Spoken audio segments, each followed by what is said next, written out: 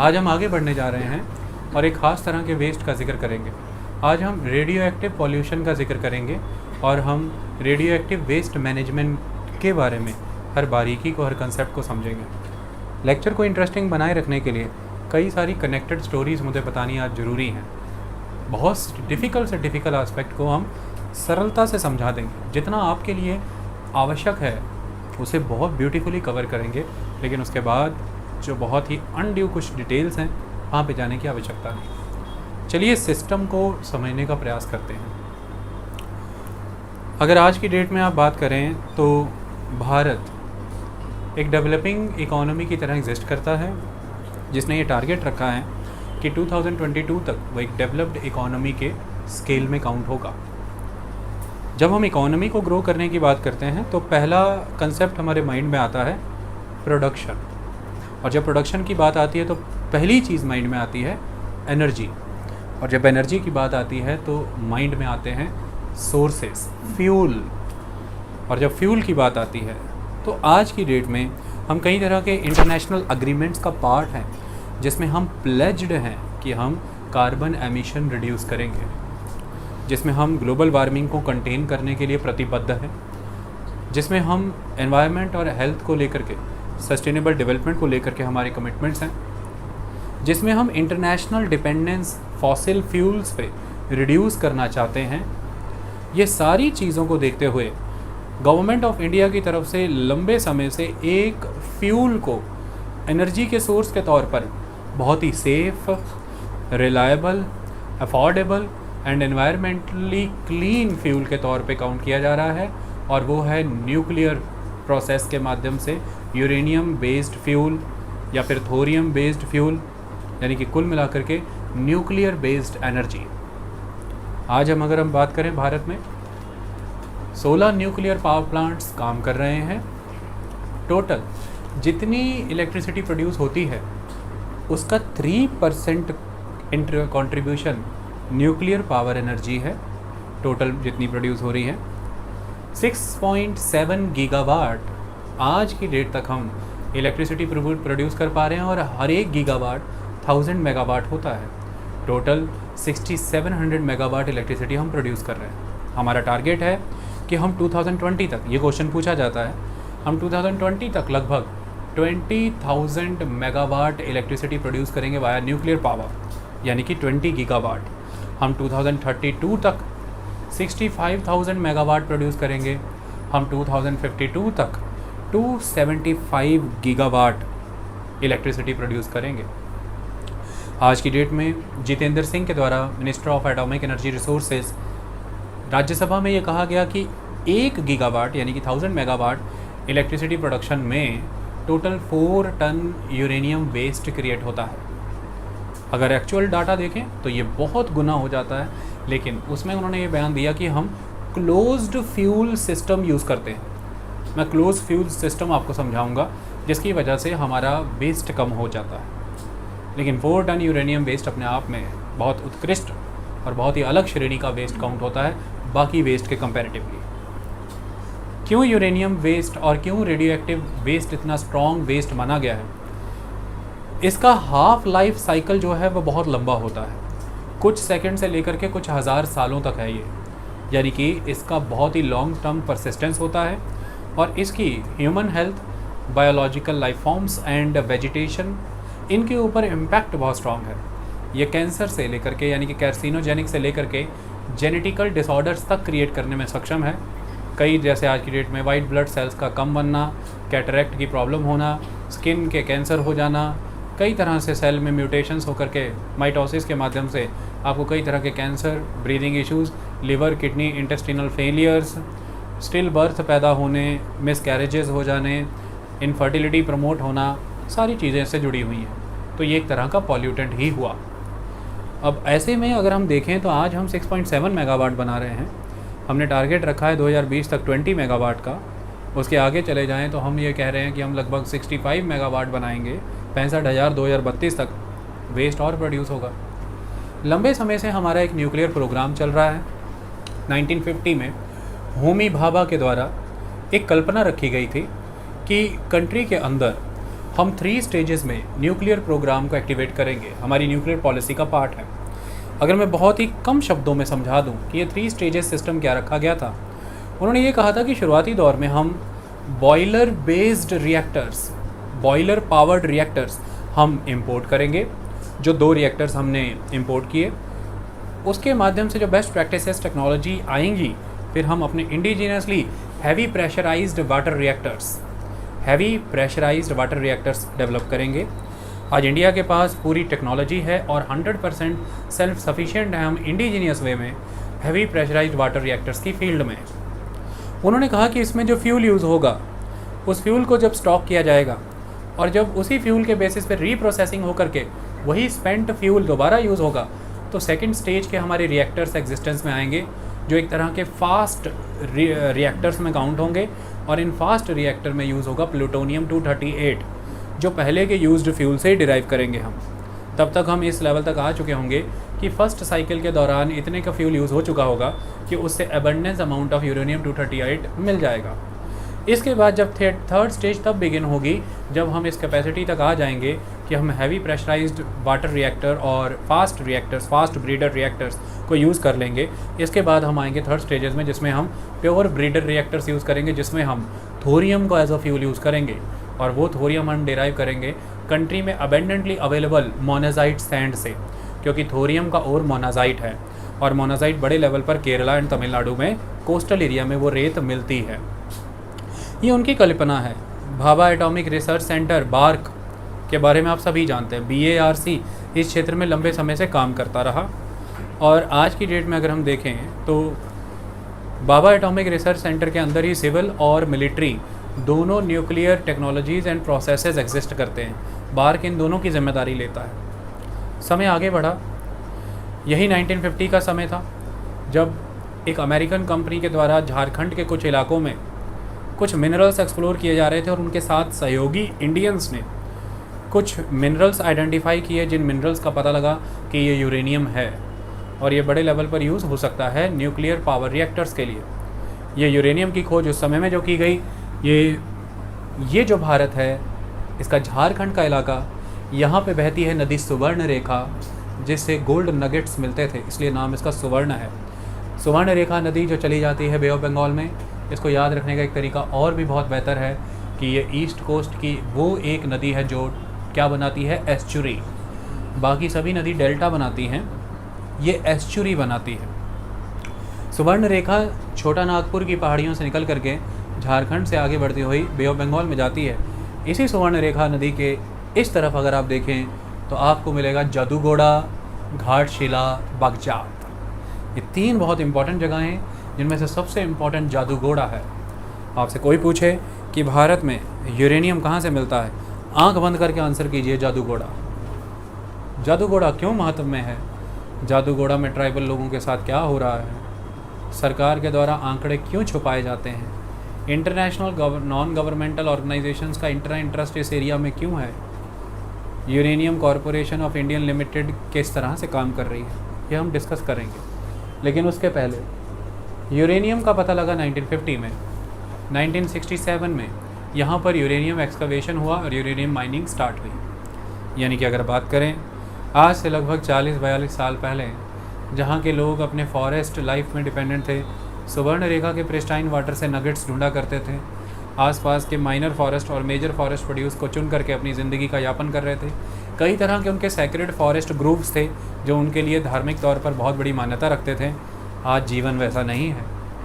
Uranium corporation of India limited ने लगभग 5,000 लोगों को रोज़गार दे दिया है और लगभग 50,000 लोगों को बीमारियाँ।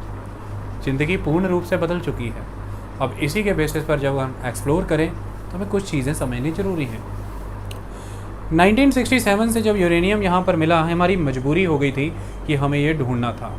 कारण ये था, जब हम आगे बढ़ते हैं इसी यूरेनियम के माध्यम के बेसिस पर जब हमने फ्यूल्स डेवलप किए, 1974 में हमने राजस्थान के पोखरण नाम की जगह पे स्माइलिंग बुद्धा नाम का एक एक्सपेरिमेंट करके दिखा दिया पूरे विश्व को कि हम न्यूक्लियर टेक्नोलॉजी विकसित कर सकते हैं, हम में ये क्षमता है। अंतर्राष्ट्रीय स्तर पर हमारी पूरी रूप से आलोचना की गई और इस आलोचना के तहत कई तरह के हम पर प्रतिबंध भी लगाए गए। समय आगे बढ़ा। मई 1974 में एक्सपेरिमेंट हुआ था। मई 1998 का समय था। अटल बिहारी वाजपेयी की सरकार थी। एक नहीं 5 भिन्न भिन्न एक्सपेरिमेंट किए गए, जिसमें यह बताया गया कि हम न्यूक्लियर टेक्नोलॉजी विकसित करने में सक्षम नहीं हैं, हमने न्यूक्लियर टेक्नोलॉजी विकसित कर ली है। हम उस न्यूक्लियर टेक्नोलॉजी का सिविल यूज़ ही नहीं, हमें एटॉमिक बम भी बनाना आता है। जितने अलग अलग डिग्री से फ्यूल यूज़ करना था, डिफरेंट एनरिचमेंट के स्केल पे, वर्ल्ड लेवल पे जो 5 तरीके हो सकते हैं, वो 5 तरह से काम करके दिखा दिया था। इसे ऑपरेशन शक्ति का नाम दिया गया। अमेरिका ने फ़ोन किया, कहते ऐसा क्यों किया? कहते किया तो किया, बस फिर बैन लगा दिया। हम पर कई तरह के एम्बार्गोज लगाए गए। न्यूक्लियर फ्यूल तो पहले से ही बंद था 1974 से। 34 साल का सूखा देखा हमने nuclear, civil nuclear technology, equipments, machines, reactors and fuel के मामले में। इसी चीज़ ने मजबूर किया कि इंडिजीनियस प्रोग्राम डेवलप करो। इसी चीज़ ने मजबूर किया कि इंडिजीनियस सोर्सेज होने चाहिए। और उसके बाद 1998 के कई तरह के प्रतिबंध। समय आगे बढ़ा। 2008 कोई भी प्रतिबंध ज़्यादा लंबा नहीं चल सकता। 2008 का समय आया। रिसेशन ने पूरी ज़बरदस्त तरीके से विश्व को चपेट में ले लिया। भारत इस रिसेशन से बचा रहा। अमेरिका को अपनी इकोनॉमी को रिवाइव करने के लिए प्रोडक्शन को राइज़ करना था। प्रोडक्शन राइज़ तभी हो सकती थी अगर कंज्यूमर मिलेगा, डिमांड क्रिएट होगी। कंज्यूमर बड़े पैमाने पर भारत में एग्जिस्ट करता था। 100-125 करोड़ लोगों का बाज़ार छोड़ा नहीं जा सकता था। कई तरह की ढील बरती गई। मनमोहन सिंह की सरकार थी। 2018 में भारत और अमेरिका के बीच में सिविल न्यूक्लियर एग्रीमेंट साइन किया गया, जिसे एग्रीमेंट 1, 2, 3 के नाम से जाना जाता है। तब से लेकर के अब तक भारत अमेरिका, रशिया, कनाडा और ऑस्ट्रेलिया से बायलैटरल एग्रीमेंट करके सिविल न्यूक्लियर डील्स क्रैक करता है और सिविलियन पर्पस से electricity, agriculture, medicine, industry, research, इन चीज़ों के लिए सिविल फ्यूल, टेक्नोलॉजी और अदर नो हाउ परचेज़ करता है। मुद्दे की बात यह है कि भारत को अभी भी एक तरह का प्रतिबंध झेलना पड़ रहा है। वो फ्यूल का कई तरह के इक्विपमेंट्स, कई तरह की मशीन्स, टेक्नोलॉजी और टेक्निकल नो हाउ उसे नहीं मिल पाता, क्योंकि भारत न्यूक्लियर सप्लायर ग्रुप का पार्ट नहीं है, NSG। भारत ने न्यूक्लियर सप्लायर ग्रुप का पार्ट बनने के बहुत प्रयास किए और आज से 2 साल पहले ये मुहिम बहुत ज़ोर शोरों पर रही। लेकिन न्यूक्लियर सप्लाई ग्रुप का एक रूल है कि उसके जितने भी मेंबर पार्टीज़ हैं, उनमें से कोई भी एक मेंबर पार्टी यदि ऑब्जेक्शन रेज़ कर दे तो सभी को उसकी बात माननी होती है और नए प्लेयर की एंट्री नहीं होती। इसमें चाइना के द्वारा ये कंडीशन रखी गई थी कि न्यूक्लियर सप्लायर ग्रुप में अगर इंडिया को इंडक्ट किया जाना है तो इस साउथ एशिया रीजन का बैलेंस बना रहे, इसके लिए पाकिस्तान को भी इंडक्ट किया जाए।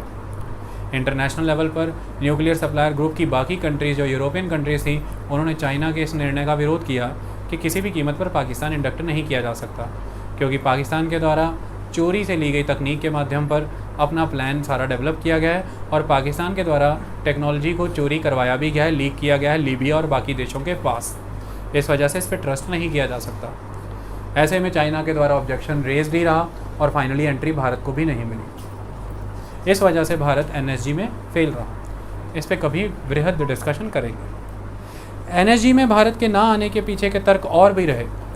चाइना का और वर्ल्ड लेवल की बाकी कंट्रियों का कहना था कि क्योंकि इंडिया NPT का सिग्नेटरी नहीं है, न्यूक्लियर नॉन प्रोलिफरेशन ट्रीटी का, क्योंकि भारत CTBT का सिग्नेटरी नहीं है, तो भारत को NSG में एंट्री नहीं मिलनी चाहिए।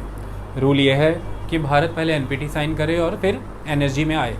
लेकिन वर्ल्ड लेवल पे बहुत सी कंट्रीज़ जिनको दिखता था कि न्यूक्लियर में ट्रेड हो सकता है, वो ये चाहती थी कि भारत NPT में ना आए हुए भी आज दिन तक NPT की सभी शर्तों को NPT की सिग्नेटरी कंट्री से भी ज़्यादा मानता रहा है, CTBT के सभी रूलों को ज़्यादा मानता रहा है। इंडिया का खुद का सेल्फ कंट्रोल ही इतना स्ट्रॉन्ग है कि NPT के बाहर रहते हुए भी उसने किसी चीज़ की उल्लंघना नहीं की। ना तो आज दिन तक कोई एक्सीडेंट है, ना किसी तरह का कोई एमिशन है, ना किसी तरह की कोई रूल ब्रेच है, ना टेक्नोलॉजी का प्रिल्फ्रेज हुआ, ना लीकेज हुआ, ना पेनिट्रेशन हुआ, ना किसी से फार्मूला शेयर किए गए। ये सारी चीज़ें मान्यता में दिखती हैं भारत के। भारत ने कई तर्क दिए। भारत ने कहा मैं वो देश हूँ जिसने 1955 में पंच सिद्धांत दिए हैं जवाहरलाल नेहरू के तहत, जिसमें मैंने ही ये कहा था कि किसी भी नॉन न्यूक्लियर स्टेट पे किसी तरह का न्यूक्लियर स्टेट अटैक ना करे, जिसमें मैंने ये कहा था कि यूनाइटेड नेशन सिक्योरिटी को सारे नॉन न्यूक्लियर स्टेट्स को अपने एम्बिट में ले लेना चाहिए ताकि उन्हें कोई थ्रेट ना पहुंचाए, जिसमें मैंने ये कहा था कि डिसआर्मामेंट होना चाहिए जितने भी वेपन ऑफ मास डिस्ट्रक्शन है, जिसमें मैंने ही ये कहा था कि किसी तरह के फर्दर एक्सप्लोजन या एक्सपेरिमेंट्स न्यूक्लियर की फील्ड में ना किए जाएं। ये मैं था जिसने ये सिद्धांत दिए हैं, जो मैं हूँ जिसने कहा है कि प्रोलिफरेशन ना हो, ये मैं हूँ जिसने कहा है कि टेस्ट बैन किया जाए, ये मैंने है जिसने कहा है नॉन न्यूक्लियर स्टेट को समर्थन दो। लेकिन मुद्दे की बात जब समय आगे आया 1965 नॉन अलाइन मूवमेंट में भारत ने अपने इन्हीं सिद्धांतों को दोहराया। लेकिन भारत का एक उस समय कहना ये था कि ऑलरेडी जो इस समय अमेरिका है, रशिया है, चाइना है, फ्रांस है, यूके है, ये सभी के सभी देश जो एक तरह से न्यूक्लियर संपन्न देश के तौर पर बैठे हुए हैं, इन देशों को इस बात को स्वीकार करना होगा कि सबसे पहले ये टोटल डिसआर्मामेंट करें। उसके लिए ये शेड्यूल प्रेजेंट करें कि ये शेड्यूल्ड मैनर में कैसे डिसआर्मामेंट करेंगे, और फिर जाकर के मैं एनपीटी और सीटीबीटी का हस्ताक्षर करूँगा। कुल मिलाकर के आप इस तरह की पॉलिसी लाना चाहते हो जिसके तहत आपके पास जितना स्टॉक पाइल है, अमेरिका 7,500 न्यूक्लियर वारहेड का स्टॉक पाइल करके बैठा है, रशिया 5,500 से 8,500 के बीच में न्यूक्लियर स्टॉक पाइल करके बैठा हुआ है।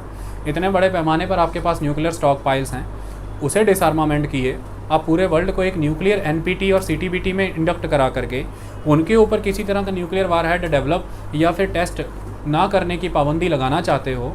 ऐसे में ये तो एक इम्बैलेंस हो जाएगा पेरेनली, क्योंकि जिनके पास ऑलरेडी अचीव्ड वेपन है उनका क्या।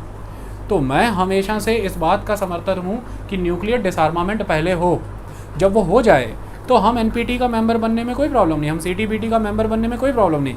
लेकिन मैं एनपीटी और सीटीबीटी का मेंबर बन जाऊँ, पाकिस्तान को भी आप एनपीटी और सीटीबीटी का मेंबर बना लो। What about the China in the Asia region, वो एक न्यूक्लियर वेपन स्टेट काउंट होता है, NWS, उसके पास सारी न्यूक्लियर टेक्नोलॉजी है, वो कल को कभी भी चाइना की मदद करके मुझे ख़त्म कर सकता है।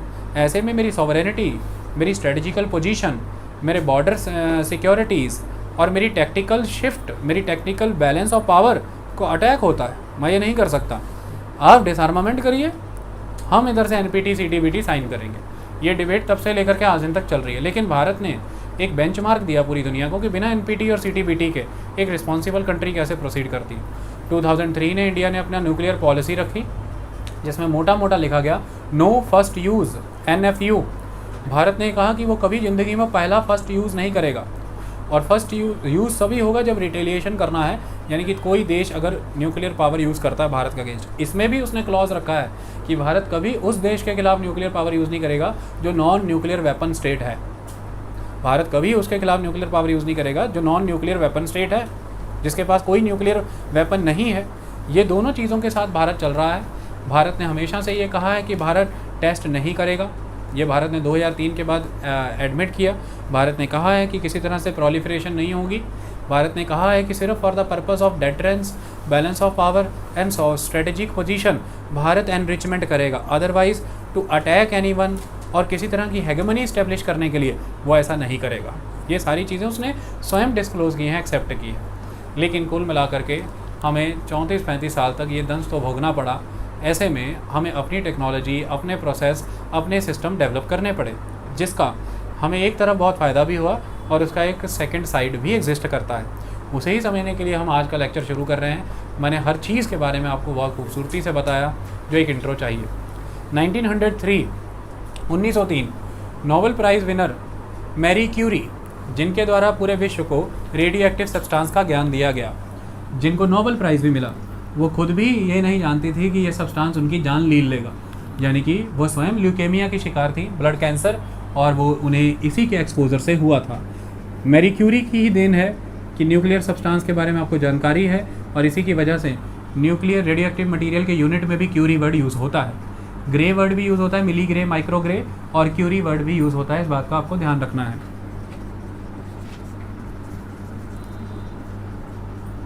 अब अगर मुझे आपको ये समझाना पड़े कि ये रेडियो एक्टिव सब्सटेंस क्या होते हैं, ये कैसे काम करते हैं, क्या इनका रोल है, तभी आगे की बात समझ आएगी। रेडियो एक्टिव सब्सटेंस क्या होते हैं, ध्यान से समझते हैं। देखिए, कुछ ऐसे मटेरियल एग्जिस्ट करते हैं अर्थ पे जो बहुत ही अनस्टेबल स्टेट में एग्जिस्ट करते हैं, और वो ऑलवेज़ कोशिश करते हैं कि वो एक स्टेबिलिटी को अचीव कर लें। जिस एटॉमिक स्ट्रक्चर के साथ वो एग्जिस्ट कर रहे हैं, जो कि एक अनस्टेबल वर्जन है, इसमें अगर वो स्टेबिलिटी अचीव करना चाहते हैं तो उन्हें अपने इस एटॉमिक न्यूक्लियाई को तोड़ना पड़ता है। जो वो अपने इस एटॉमिक न्यूक्लियाई को ब्रेक करते हैं, तो नेचुरली एक प्रोसेस फिशन का स्टार्ट होता है, न्यूक्लियर फिशन कहा जाता है इसे। ऐसे में ब्रेकेज होने पर एनर्जी रिलीज़ होगी, लेकिन धीरे धीरे इस ब्रेक प्रोसेस के माध्यम से वो उस वर्जन तक चले जाते हैं, उस फॉर्म को अचीव कर लेते हैं, जिसके बाद अब उन्हें ये नहीं करना पड़ता, वो स्टेबल हो जाते हैं। जैसे यूरेनियम का अपने एटॉमिक न्यूक्लियाई को ब्रेक करके लेड की पोजीशन तक आ जाना। यूरेनियम अनस्टेबल है लेकिन लेड स्टेबल है। आप ध्यान से देखिए, अब तक थोड़ी देर पहले यूरेनियम एग्जिस्टेंस में था, अब उसकी जगह लेड एग्जिस्टेंस में आ गया है, तो यूरेनियम डिके हो गया। यूरेनियम डिके हुआ है एक एक्टिविटी से। वो प्रोसेस क्या है? Disintegration of the atomic nuclei. और इससे क्या रिलीज हो रही है? Energy. That energy is a radiation, it is emission of the high energy particles and the waves. It is a radiation, so it is radioactive decay. और इसी को कहते हैं हम रेडियोएक्टिव डिके एमिशंस। इस तरह से अनस्टेबल मटेरियल स्टेबिलिटी को रीच करते हैं, और ये हो ही रहा है, चल ही जा रहा है ये प्रक्रिया।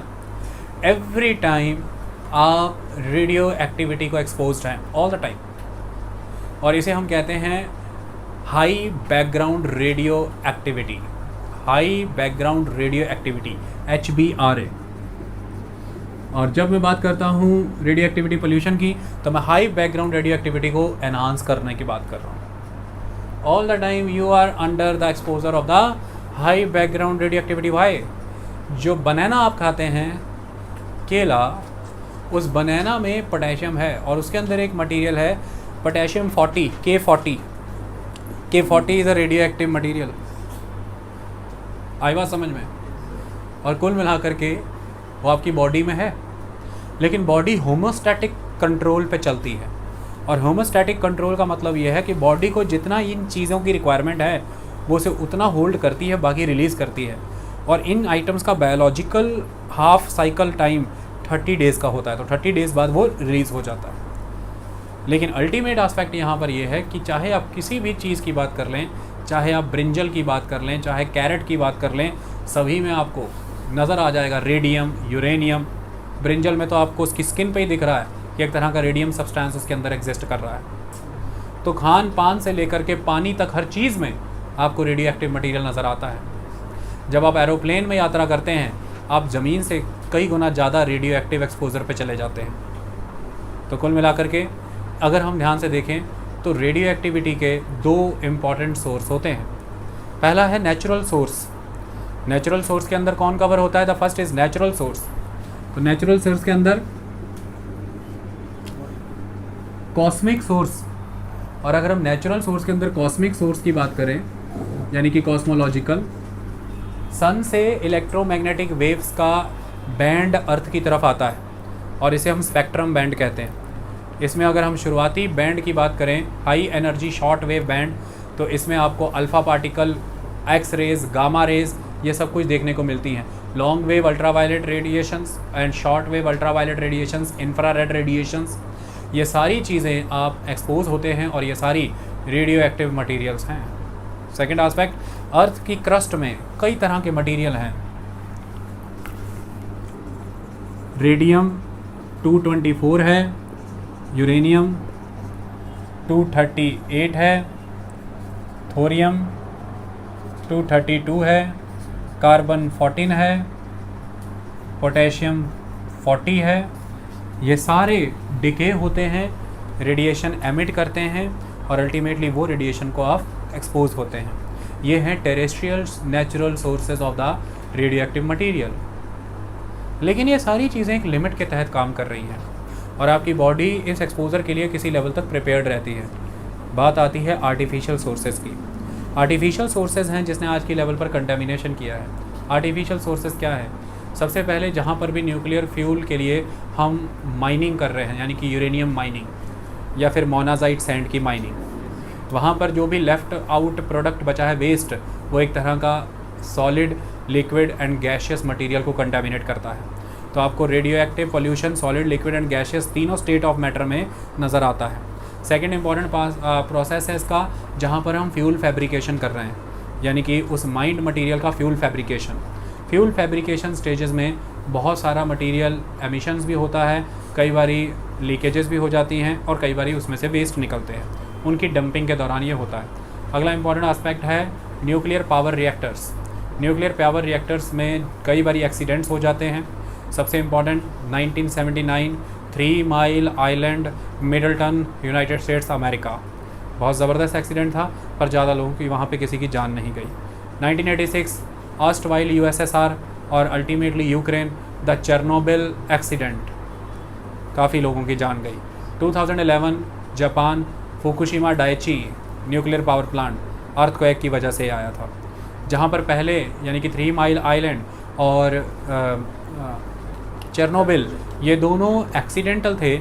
एक तरह के न्यूक्लियर पावर रिएक्टर के कोर में हीट इंक्रीज़ हो जाने की वजह से जो फ्यूल पैलेट्स थे उनके रिसाव होने शुरू हो गए थे। वहीं पर फुकुशिमा एक तरह का नेचुरल डिज़ास्टर के माध्यम से अर्थक्वेक के द्वारा ट्रिगर किया गया था, लेकिन कई समय तक मछलियों और सब्जियों में रेडिएशंस आ चुकी थी।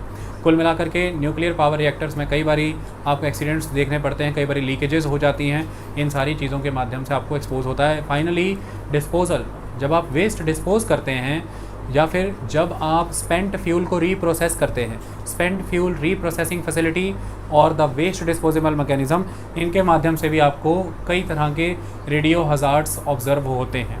तो ये सारे आर्टिफिशियल सोर्स हैं जिन्हें हमें कंटेमिनेट करना है। इसके अलावा छोटे छोटे न्यूक्लियर टेस्ट चाहे वाटर बॉडी में किए गए हैं, चाहे राजस्थान के पोखरण में किए गए हैं, उन न्यूक्लियर टेस्ट से जो वो क्लाउड बनता है धुएँ का, उसे कहते हैं फॉल आउट। तो फॉल आउट के द्वारा आपको कई तरह के मटेरियल मिलते हैं, जो मटेरियल ज़िंदगी के लिए डिवास्टेटिंग है, जिनमें स्ट्रोंटियम आता है, strontium 90, iodine 131, caesium 137, strontium 90, iodine 131, caesium 137। ये फॉल आउट में अवेलेबल होने वाले मटेरियल हैं, या फिर यूज्ड फ्यूल, स्पेंट फ्यूल से निकलने वाले मटेरियल हैं। इसकी वजह से ये भी बहुत घातक नुकसान पहुंचाते हैं। कई तरह के न्यूक्लियर अटैक्स आपको नुकसान पहुंचाते हैं। कई तरह के medical research centre, industrial centres में आप इस तरह के रेडियो मटेरियल्स का यूज़ करते हैं, जैसे एक्सराज मशीन्स हैं, एक्सरा मटेरियल्स हैं। उन सारी जगहों के डिस्पोजल से भी आपको ये चीज़ें फील हो जाती हैं। तो कुल मिलाकर के रेडियो हज़ार्ड्स को कंट्रीब्यूट करने वाले बहुत सारे आर्टिफिशियल रीजंस और आर्टिफिशियल सोर्सेज हैं। इनके बेसिस पर जब हम बात करें तो हमें आज के लेवल पर डिस्कस करना है आर्टिफिशियल आस्पेक्ट। और आर्टिफिशियल आस्पेक्ट पर बात करें तो देखना है कि किस तरह से एक पॉल्यूटेंट है और ये किस तरह से आपको नुकसान पहुंचा रहा है। पहले मैं प्रोसेस बताऊंगा, डेफिनेशन आप खुद बनाएंगे और उस डेफिनेशन के माध्यम से हम आगे बढ़ेंगे। ओके, पॉल्यूशन कैसे होता है सुगनिदान, इसमें कैसे क्या कर देंगे। देखो, दो तरह से सुगनिदान नुकसान पहुंचाया जाता है, एक आयोनाइज्ड रेडियो एक्टिव एमिशन, एक नॉन आयोनाइज्ड रेडियो एक्टिव। पहले मैं नॉन आयोनाइज्ड आपको समझाता हूँ। नॉन आयोनाइज्ड का यहाँ पर महत्व क्या है, देखिए। नॉन आयोनाइज्ड वो रेडियो एमिशन माने जाते हैं, वो रेडियो एक्टिव पार्टिकल एमिशन है जिसमें जो इलेक्ट्रोमैग्नेटिक वेव स्पेक्ट्रम है ना, उस इलेक्ट्रोमैग्नेटिक वेव स्पेक्ट्रम में जो लार्ज वेवलेंथ वाली वेव्स एंड पार्टिकल्स हैं, बात उसकी हो रही है, यानी कि इंफ्रारेड से लेके रेडियो वेव्स तक, इंफ्रारेड से लेकर के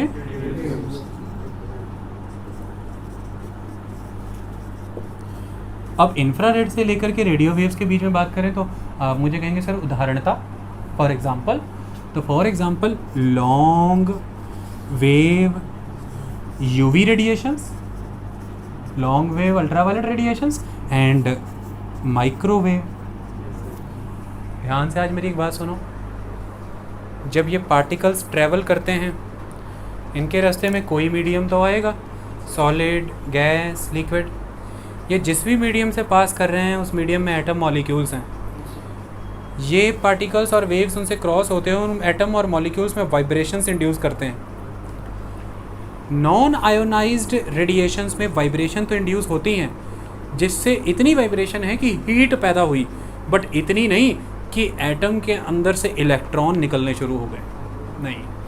इसलिए केवल हीट थर्मल इम्पैक्ट, जैसे माइक्रोवेव ओवन के अंदर सामान रख देते हो, गर्म हो जाता है, पक जाता है कि नहीं, बस ये वही है। अब आपसे कोई पूछे कि नॉन आयोनाइज से क्या क्या नुकसान होते हैं, जब हम चले जाते हैं ना मुंह उठा करके समुद्री किनारों पे शामों को, आंखें ऐसे खोल खोल के, बर्फ़ के मैदानों पे बिना गॉगल्स के, मार्बल से सनी हुई धरती पर दोपहर के 1:30-2 बजे वहाँ पे पड़ के रेडिएशन ऐसे आंखों में घुस जाती है। फिर कहते हैं देखो क्या हो गया, कैटरेक्ट।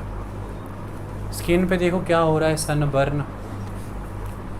वाइट ब्लड सेल देखो मेरे कितने घटे से रहे हैं। बाल देखो मेरे किधर फुर्र हो गए। 1-2 साल पहले मैं पफ बना के उड़ता था और अब तो बस मेरे पीछे ही हिलते हैं थोड़े से। ये बालों का झड़ जाना, ये आँखों का कैटरेक्ट, ये वाइट सेल का कम हो जाना और ये चमड़ी का जल जाना, ये सब किसकी वजह से?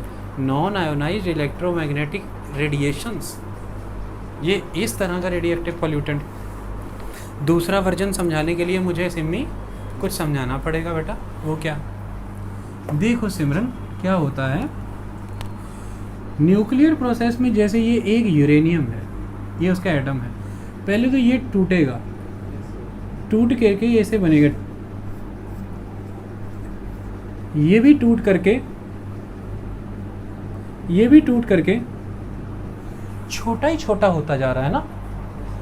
स्मॉलर से स्मॉलर एटॉमिक न्यूक्लियाई में, ये small atomic nuclei human cell में एंटर हो जाते हैं। अब नॉन आयोनाइज्ड वाले ने तो गरम किया, लेकिन आयोनाइज्ड वाले कौन से हैं? सुनो, ये वो हैं जो इलेक्ट्रोमैग्नेटिक वेव स्पेक्ट्रम में हाई एनर्जी और स्मॉल वेवलेंथ वाला पार्टिकल्स, यानी कि आपसे कोई पूछे कि रेडिएशन किस चीज़ की होती है, alpha particles, proton, beta particles Kunal, electron and gamma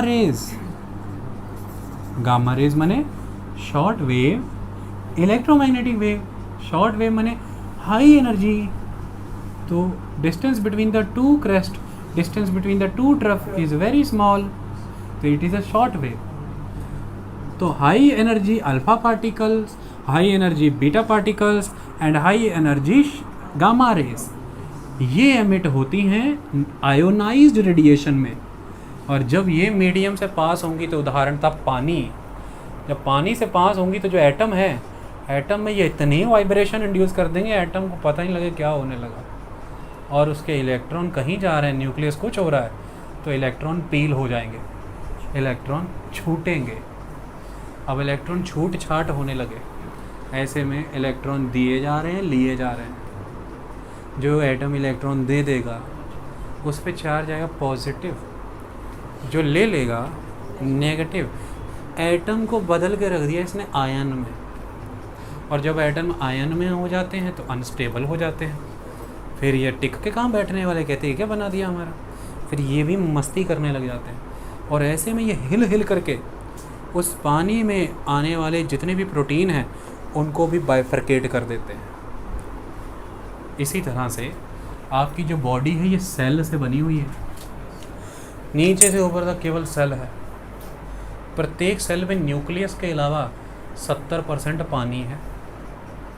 ये एटॉमिक न्यूक्लियाई मटेरियल घुस गया आके इस ह्यूमन सेल के अंदर, और ह्यूमन सेल के अंदर आने वाला ये न्यूक्लियर, ये रेडियो एक्टिव मटीरियल, ये था आयोनाइज्ड रेडियो एक्टिव मटीरियल। इसने आकर के सेल के पानी में हुड़कंप मचा दिया, एटम को आयन में बदल के रख दिया, और आयन ने वहाँ पे अवेलेबल प्रोटीन यानी कि डीएनए को तोड़ के रख दिया। और डीएनए जब टूटा तो डिस्टॉर्ट हो गया, और डिस्टॉर्शन के बाद एक तो वो सेल भी बिगड़ गया, और ऊपर से प्रजनन क्रिया के माध्यम से जो नए बच्चे में जा रहे हैं सेल, रिप्रोडक्टिव सेल, वो भी मिस इन्फॉर्मेशन ले लेके जा रहे हैं। क्योंकि डीएनए ही बिगड़ गया तो फिर एंजाइम्स यानी कि प्रोटीन क्या बनेंगे, और प्रोटीन और एंजाइम ही अगर डिस्टॉर्टेड बनेंगे तो फर्दर जा कर के सेल भी नई बॉडी में वही सब बनेंगे, क्योंकि पूरा का पूरा जीन डिस्टॉर्ट हो जाएगा डीएनए नाम के प्रोटीन के डिस्टॉर्ट होने से। तो इस तरह से ह्यूमन बॉडी के सेल उसके रिप्रोडक्टिव प्रोसेस को, वेजिटेबल को, माइक्रो ऑर्गेनिजम्स को बर्बाद करना, तो इसे क्या मैं पॉल्यूटेंट ना कहूँ? और इसे मैं क्या कहूँ, तुम बता दो। ये हैं प्रदूषक तत्व, ठीक है। बस सिद्ध हो गया कि ये एक प्रदूषण होता है। अब कुल मिलाकर के ये था आयोनाइज्ड। या आप मुझसे पूछें क्या कर रहा है, दो तरह से ये आपके शरीर को आघात कर देता है। ये दोनों प्रक्रियाएं दो तरह से आघात करती हैं। एक होता है सोमैटिक डिजीजेस, सोमैटिक इम्पैक्ट, और दूसरा होता है जेनेटिक। सोमैटिक इम्पैक्ट का, सोमैटिक डिजीजेस का मतलब यहाँ पर क्या है, यानी कि रेडिएशन डिजीजेस, एक्सपोजर रेडिएशन से, जैसे कैटरेक्ट हो जाना, स्किन का जल जाना, बालों गिर जाना, धीरे धीरे सेल डिस्टॉर्ट हो जाना, कैंसर भी इसमें काउंट हो जाता है, कैंसर हो जाना, किडनी, लीवर, लंग, फाइब्रोसिस और अदर प्रॉब्लम हो जाना। जेनेटिकल प्रोसेस में ही परिवर्तन कर देना, यानी कि सेल में घुस के म्यूटेशंस कर देने। जितने भी रीजनरेशन से जुड़े हुए सेल हैं उन सब में डिस्टॉर्शन कर देना कि जेनेटिकल इशू। इसलिए ये सबसे घातक वेस्ट है, क्योंकि ये एक मनुष्य को नहीं, आने वाली हज़ारों सालों तक कई पीढ़ियों का नाश कर देता है। पीढ़ी दर पीढ़ी जान लेता है ये इम्पोर्टेंट है इसका। आई बात समझ में? अब आप कहें कि इतना घातक है, मतलब क्या इसका मतलब है? जितने भी radio active material substances exist कर रहे हैं, इनकी एक बहुत बड़ी खासियत है। वो क्या? इनका डिके कांस्टेंट रेट पे होता है, इसलिए हमें इनकी लाइफ साइकिल पता है। हम इनका हाफ लाइफ साइकिल पता लगा पाते हैं, मतलब उस पूरे मटेरियल का, सब्सटेंस के टोटल एटम में से हाफ एटम्स ख़त्म होने तक का जो समय है वो उसका हाफ लाइफ साइकिल है। कुछ का कुछ सेकंड होता है, कुछ का हज़ारों साल होता है। अब आप कहेंगे कि और क्या है sir exposure? Electromagnetic radiations from the mobile network towers. वो टावर से जो रेडिएशन होती है ना बेटा, आपके फ़ोन में लगा है एक एंटीना। अब आप कहेंगे सर ये कौन से ज़माने की बातें कर रहे हो, मेरे तो फ़ोन में एंटीना है ही नहीं।